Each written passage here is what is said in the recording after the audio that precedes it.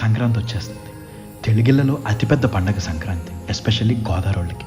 Tickets దొరక్కపోయినా సరే ఎలాగోలా కింద మీద పడైనా మన ఊరు వెళ్ళిపోతాం.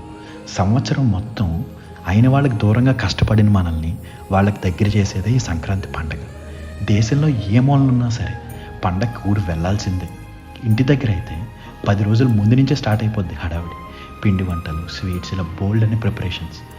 ఇంటికి వెళ్ళాక ఫ్రెండ్స్, కజిన్స్, చుట్టాలు వీళ్ళందరినీ సంవత్సరం తర్వాత కలుస్తుంటే ఆ హ్యాపీనెస్ మామూలుగా ఉండదు.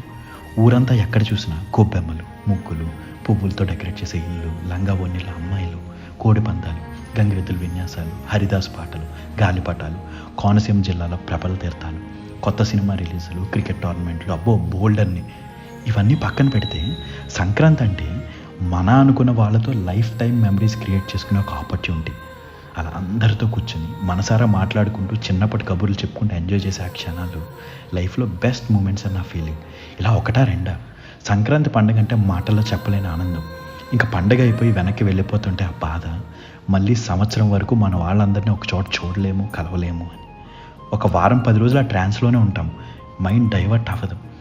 ఎంత పెద్దవాళ్ళం అయిపోయినా సంక్రాంతికి మన ఊరు వెళ్ళడం అనేది ఒక ఎమోషన్, ఎప్పటికీ మారనిది అది కదా. ఉంటా అండి ఇట్లు, మీరు అలాగే మోయ.